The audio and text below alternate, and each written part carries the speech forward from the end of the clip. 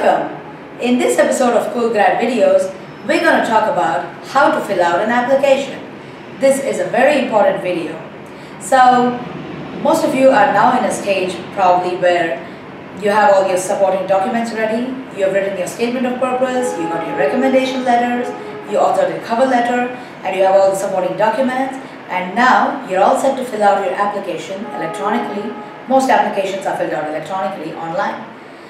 So, there are tons of mistakes that people can make while filling out an application, and in this video we're going to give you a wealth of advice about what are the common mistakes that people make and how to avoid them. Join me. Let's fill out an application. So before you fill out an application online, read the instructions carefully.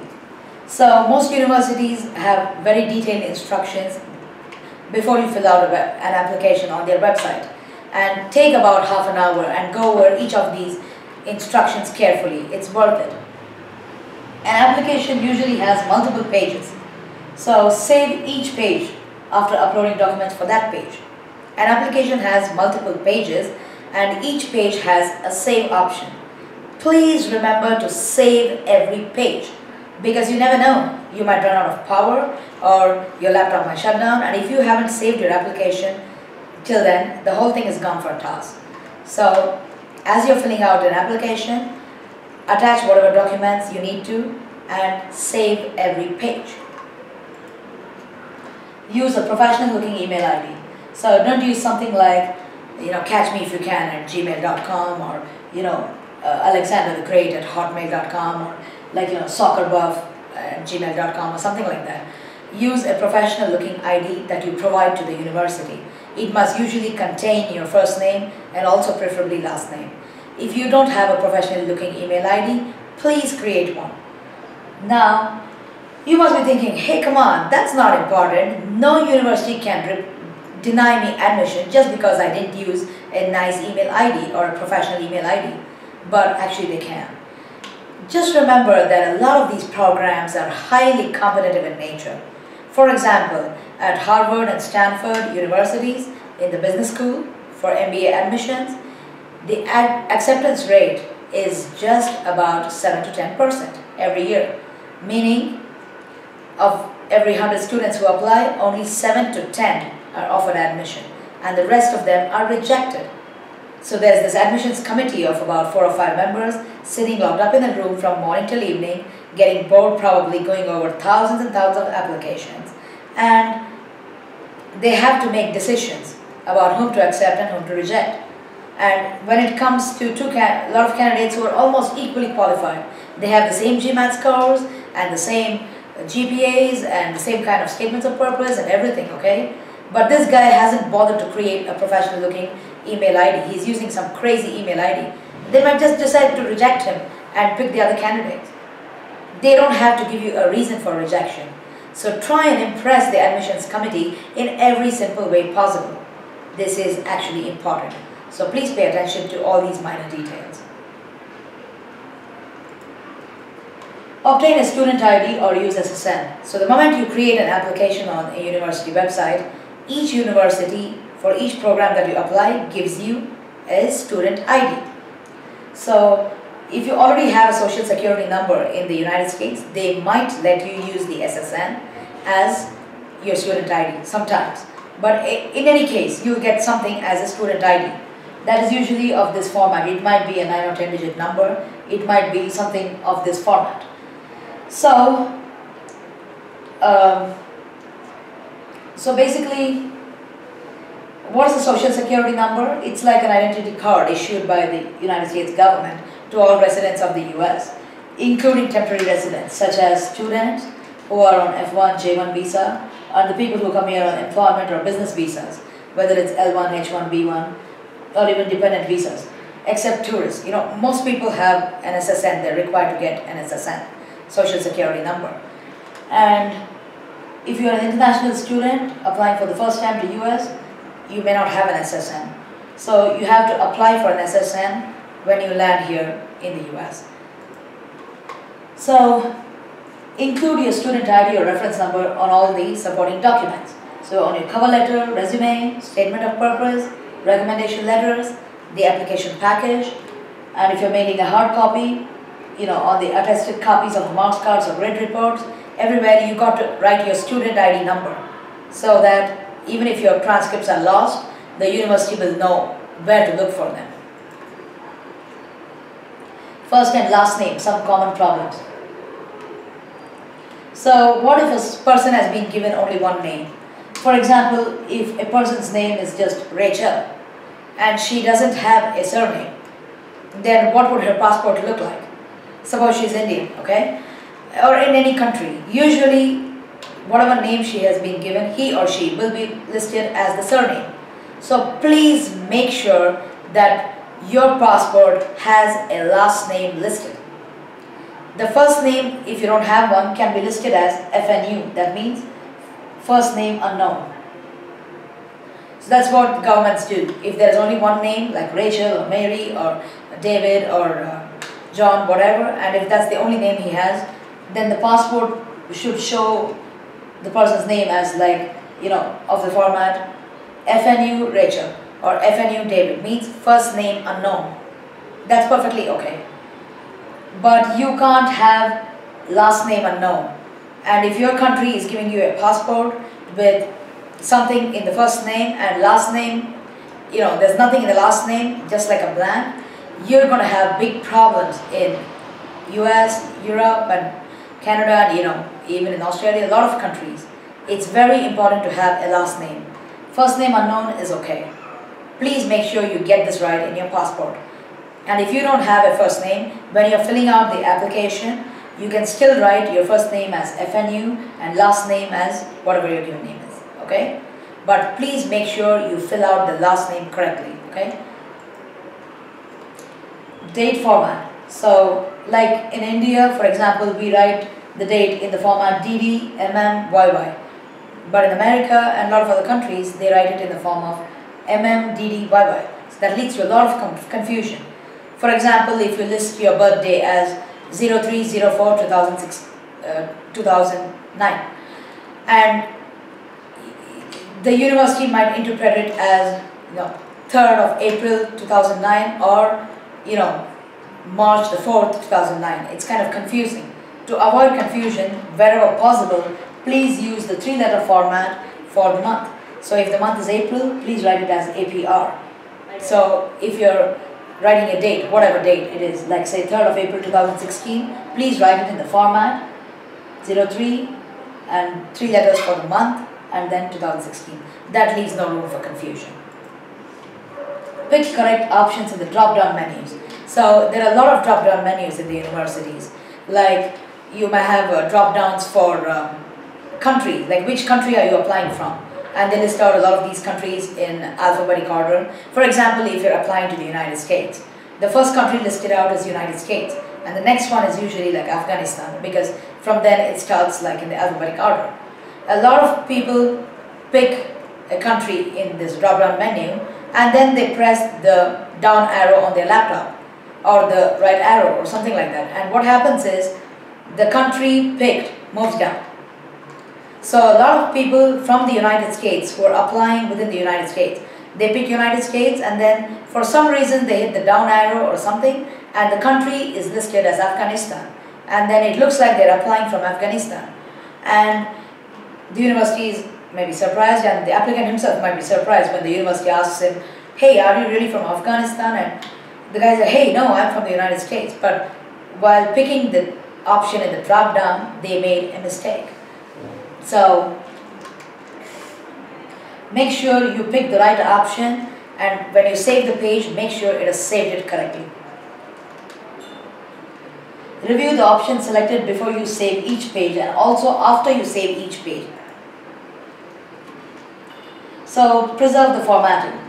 So uploading a MS Word document often ruins formatting.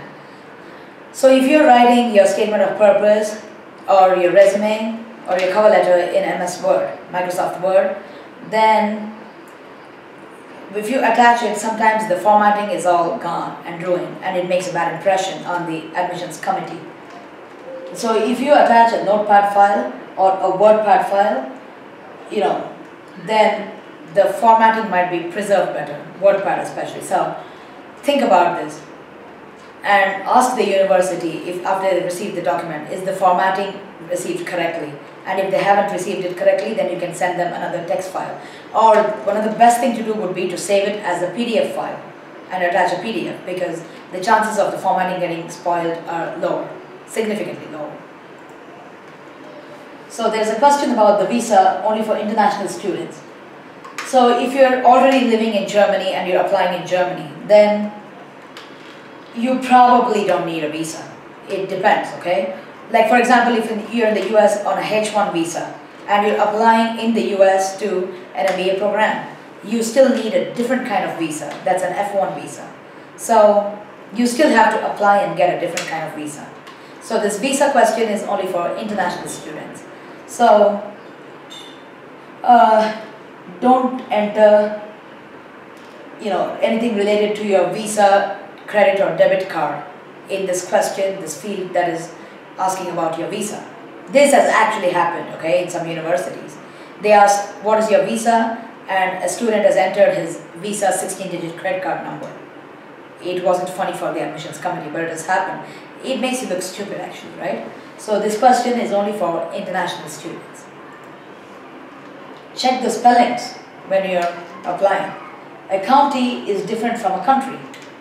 So a county is like a district, okay, in countries like USA, for example. Santa Clara is the name of a city and it's also the name of a county in California, Northern California. So a lot of these areas out there like Fremont, Milpitas, or San Jose, all these cities, they come under Santa Clara County.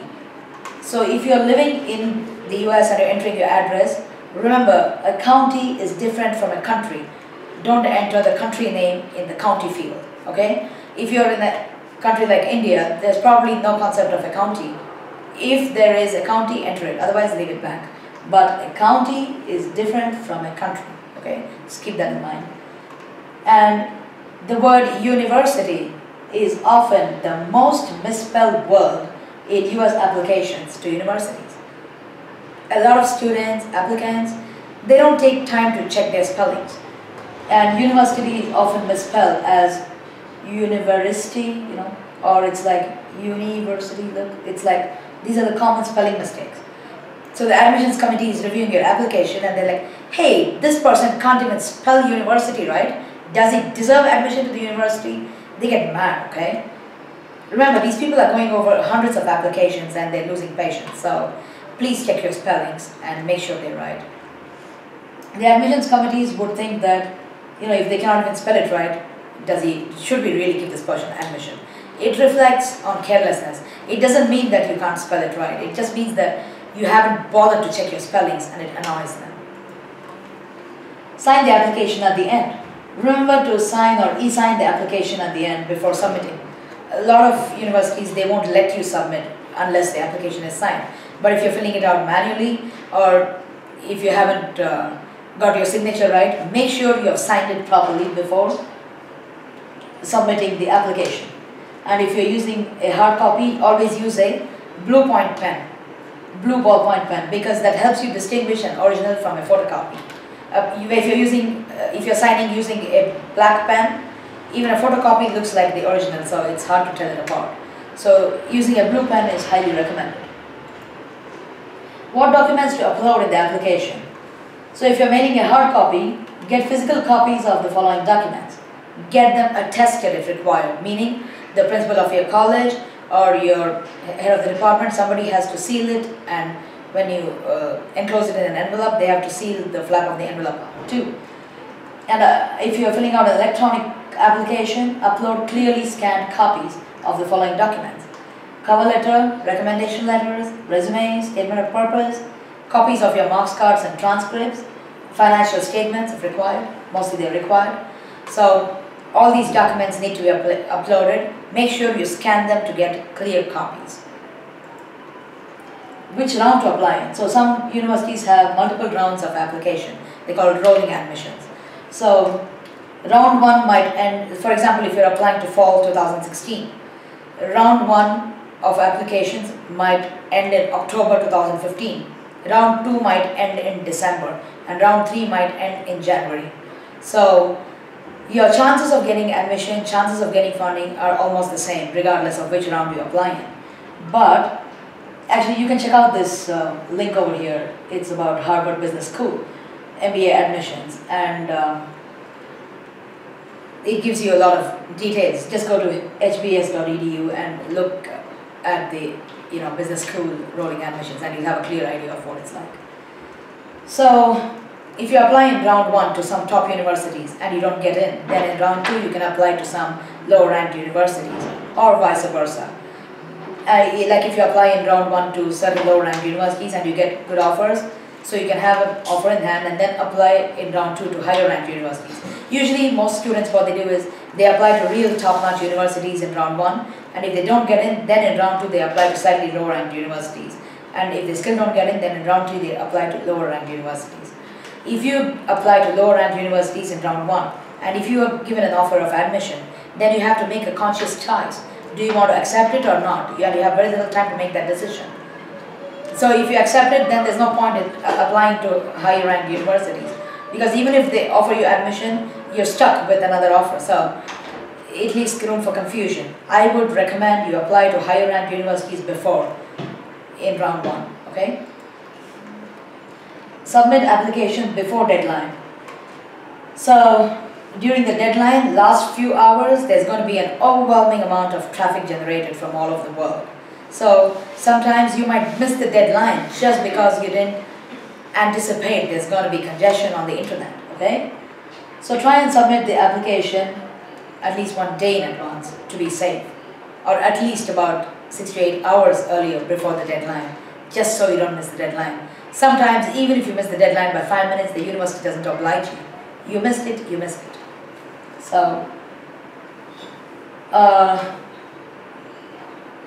So basically, if you apply in the earlier rounds and get admission, then it gives you more time to prepare yourself to go abroad. You have to make decisions related to visa, your financial support, and your housing options, planning to travel abroad, and all these decisions. So it gives, if you get admission in round 1 or 2, it gives you more time. Rolling admissions. So usually if you are admitted earlier, it gives you also more time to work on English proficiency if your native language is not English. And many deadlines for outside fellowships, like fellowships offered by people outside the university, are in early spring. So in round 1 or round 2, if you're admitted, you get these fellowships. In round 3, you may not be eligible for these outside fellowships. It's always good to apply sooner and get an offer earlier. Cannot edit after submission. So after you hit the final submit button, most universities will not let you edit an application. So you have to be very careful, review it like 5-6 times before you hit the submit button. Triple check the documents for accuracy before submission. If you need to submit additional documents to the university, after submitting your application online, you could either mail them or email a soft copy to the admissions office.